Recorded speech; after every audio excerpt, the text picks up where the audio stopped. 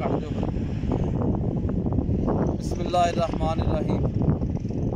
दरिया चनाब के पुल है जिथे थोड़े रेलवे का ट्रैक बिछा होया तो इतों लाम गड्डी लंघदी है। तो यह दरिया चनाब का पुल है। दूसरा भी पुल मौजूद है जी जितों ट्रैफिक दूसरी जा रही है। तो ये थले जरा ना रेल की पटरी लाम गड्डी इतों लंघदी है। बहुत खूबसूरत बनाया गया निज़ाम। ये पंजाब की तरक्की की अलामत है कि इस इलाके की खूबसूरती भी है तो तरक्की भी है। तो यह तुसीं जरा व्यू लवो, है सारा सामने तुसीं देख सकते हो कि लंबा चौड़ा दरिया का जरा ना ये मुहल्ले वकू चेक कर सकते हो, फैलिया चवां पासे। दरिया चनाब, सतलुज, ब्यास, चनाब, रावी, झेलम, दरिया सिंध, सरस्वती, सप्त सिंधु, हून पंजाब। तो ये 7 दरियावां की सरजमीन मैनू क्या गया, 5 दरियावां की सरजमीन क्या गया। मैं चट्ठा साहब ये तुम जानते हो ना कि दरियावां की बड़ी अहमियत है। ये नहरां निकलदियां तो इस तरह साडा एक जो नहर फसलां होंदियां जी, तो इत्थों फिर साडियां फसलां तो पंजाब की कनक, मुंजी, कमाद, और असीं वेखदे आ रहे रस्ते थां थां कमाद लगा। तो शुगर मिलां ने तो फिर तुहानूं खंड खाण नूं मिलदी है, गुड़ भी मिलदा खाण नूं। कई लोग गुड़ खाते हैं, कई लोग खंड खाते हैं। वैसे अज तो दही च खंड पा खादा गुड़ चंगा हुंदा, वैसे गुड़ ज़्यादा बेहतर है।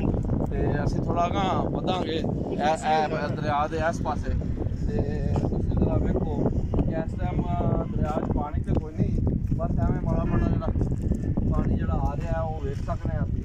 वो कश्ती भी खलोती है, यानी तुसीं कश्ती के उत्ते सैर भी कर सकते हो। सामने जरा नज़ारा वेखो कि रेतला जा सिलसिला है, रेत सामने नज़र आ रही है सुकी, तो नाल पानी भी चल रहा हो, तो परले पासे पहाड़ियाँ ने।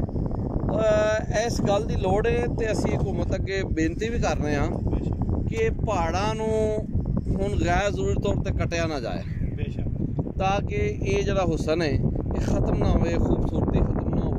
ये बहुत अच्छी सैरगाह भी है और साढ़े धरती की तरक्की की भी अलामत है। इत्थे टूरिस्ट आउंदे ने, सियाह आउणगे बाहरों, वो आके इत्थों दी सैर करनगे। तो जदों तुसीं पहाड़ वड्ड के ख़त्म कर दोगे तो ये जुल्म है। तो लिहाजा ये चनोट का एक खूबसूरत इलाका है, पहाड़ी सिलसिला है। पंजाब का पहाड़ी सिलसिला दुनिया मशहूर है। तुसीं वेख सकते हो कि अपने गुजरात के नाल सरगोदा है, सारा पहाड़ी इलाका के पिंडी, ये सब डिवीजन ने। तो फैसलाबाद डिवीजन भी बड़ी मशहूर है, सरगोदा डिवीजन है। तो सो ये इत्थे पहाड़ी तो इलाका भी मौजूद है, रेतला इलाका भी मौजूद है। तो इस वेले असीं दरिया नूं दूर तक अगर तुसीं चैक करो तो जगह जगह हरियाली नज़र आ रही है। रुख जिहड़े ने रुख खलोते हैं थां थां, थल्ले भी जैंतर के रुख ने, खजूरां लगियां ने। तो हज़रत अबू अली कलंदर की चिल्ला गाह है। यह भी दरबार शरीफ एक काजी सिलसिले एक बुजुर्ग सन, उन्होंने चिल्ला कटिया सी। तो सो ये दरियावां की बड़ी अहमियत है। दरियावां चों फिर नहरां निकलदियां ने। तो सब तो बड़ी गल तुसीं अगर गौर करो तो यह लाम गड्डी की जो ट्रैक है इनू जरा फोकस करके देख सकते हो कि ये पहाड़ कट के बिछाई गई सी। इत्थों लाम गड्डी लंघदी है, जो पहाड़ों के लंघदी है तो अजीब मंजर होंदा है चट्ठा जी। पहाड़ कट के बिछाई गई है, इन्हों लिंक किया गया है फैसलाबाद के नाल अगे चल के। तो ये बड़ा खूबसूरत और बहुत वधिया नज़ारा है। तो बिजली के खंभे तुसीं वेख सकते हो दरिया दे विच बनाए गए हैं। उन्होंने थल्ले उन्होंने सीमेंट ला के पहले उन्होंने जमीन दे विच उन्हां दी नींह कड्ढी गई है।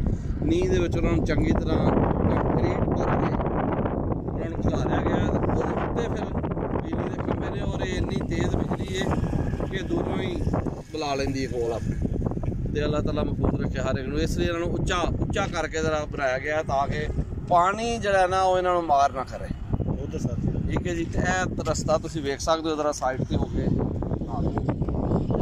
बहुत दूर तक जाता है। ठीक है, उत्थे चेयर लिफ्ट मौजूद है, वो इत्थों ही नज़र आ रही है। तो सामने वाला नज़ारा भी मौजूद है। वेखो कि दो तुसीं कश्तियां वेख सकते हो, वो पानी दे विच वो लोग सैर कर रहे हैं। उन्होंने ਤੇ ਜੇ ਦਰਿਆ ਥੋੜਾ ਜ਼ਿਆਦਾ ਬਿਹਤਰ ਅੰਦਾਜ਼ ਦੇ ਨਾਲ ਜ਼ਿਆਦਾ ਪਾਣੀ ਆ ਰਿਹਾ ਹੋਵੇ ਤੇ ਮੇਰਾ ਇਹ ਖਿਆਲ ਇੱਕ ਹੋਰ ਕੰਮ ਸੁਖੱਲਾ ਹੋ ਜਾਏ, ਕਸ਼ਤੀ ਚਲਾਣੀ ਹੋਰ ਬਿਹਤਰ ਹੋਏ। ਲੇਕਿਨ ਫਿਲਹਾਲ ਵੀ ਚਲੋ ਅੱਛੀ ਸੈਰਗਾਹ ਹੋਵੇ, ਲੋਕ ਇੱਕ ਰੋਜ਼ਗਾਰ ਵੀ ਹੈ ਕਸ਼ਤੀ ਚਲਾਉਣ ਵਾਲਿਆਂ ਦਾ, ਜਿਹੜੇ ਲੋਕੀ ਹੁੰਦੇ ਨੇ ਉਹਨਾਂ ਲਈ ਇੱਕ ਸੈਰ ਦਾ ਤਫਰੀਹ ਦਾ ਇੱਕ ਜ਼ਰੀਆ ਵੀ ਬਣ ਜਾਂਦਾ ਹੈ।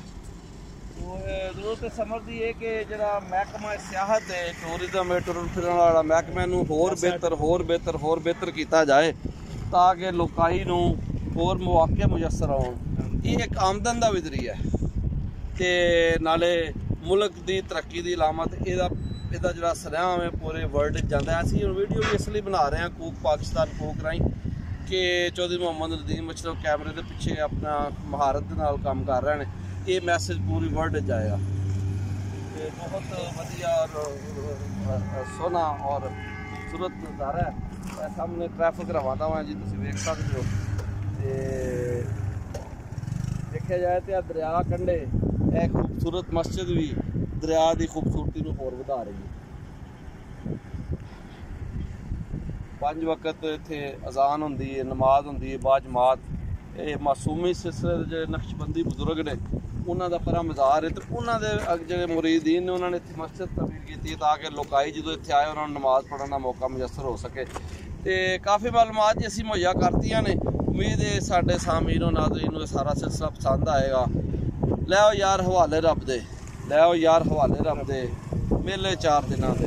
ਉਸ ਦਿਨ ਈਦ ਮੁਬਾਰਕ ਹੋ ਸੀ ਜਿਸ ਦਿਨ ਫੇਰ ਮਿਲਾਂਗੇ। ਰੱਬ ਰਾਖਾ ਤੇ ਅੱਲਾ ਵੇਲੀ।